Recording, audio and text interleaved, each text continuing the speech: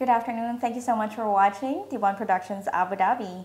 Today is September 2, 2023. I'm Desiree Calderon, and we just had our batch 2 and batch 3 graduation of our talents. And we have with us Miss Rainerose Biasa from Mindanao. I am 35 years old. Ano siya? Para siyang candidate ng Pilipinas. Inintroduce niya na lahat. Joke lang. Anong screen name mo? Rainerose po. Rainerose. Yung last name is ano ulit? Gayoso. Gayoso. Okay. Sinabi niya na kung saan siya galing. Hindi ko natatanungin. So yun. How did you come about with your screen name?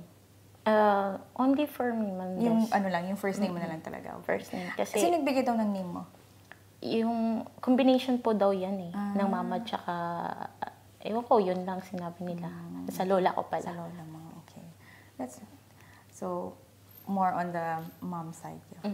Okay. You have kids, no? Yes po. Okay. How many again? 2. 2. 1 boy and 1 girl. You miss them? Yes, so much. Ganun talaga. Kwentong OFW, kailangan magtrabaho ang mga magulang sa ibang bansa.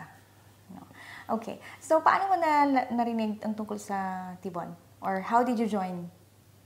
Actually po, wala po akong alam ng Tibon.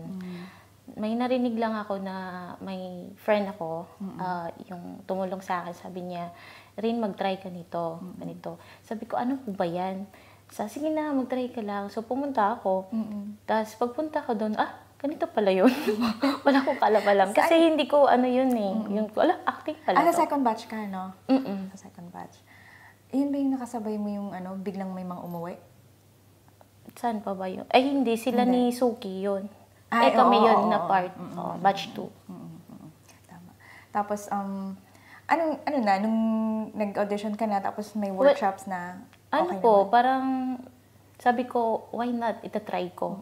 Kasi kaya naman nila eh. So, kaya ko rin gano'n. At least may experience ko din na hindi lang sa hinahide ko na talent, meron din na konting acting lang. Gusto ko lang malaman ano mag-acting. Diba? Nakayanan mo naman. Opo.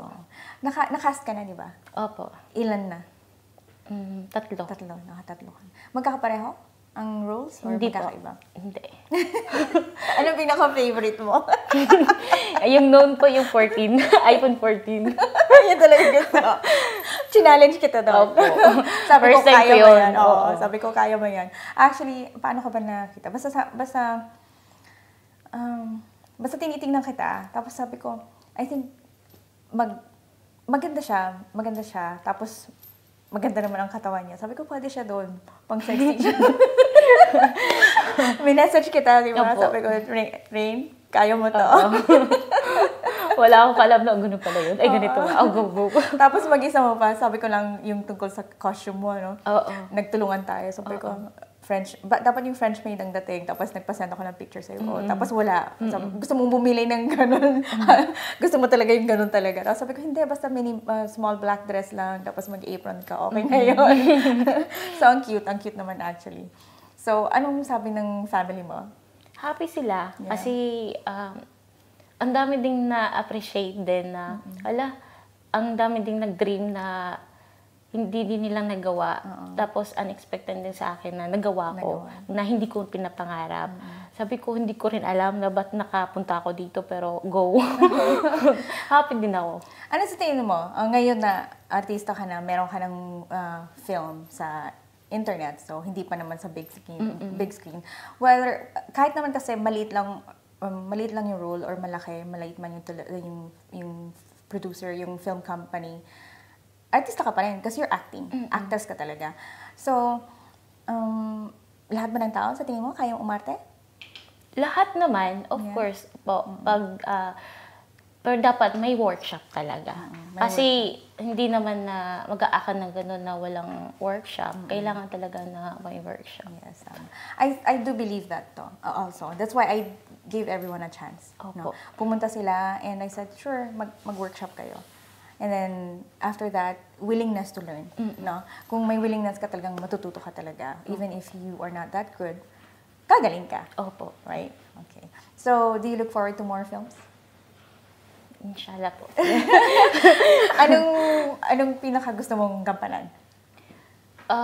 Gusto ko lahat, pero siguro kailangan ko pa ng more improvements for acting sa workshop. Kasi nandiyan na yung role mo na kung ibibigay, dapat magawa mo yung ganon. That's good. Okay, we look forward to see you in more films, no? And from this, anong message mo sa future fans mo?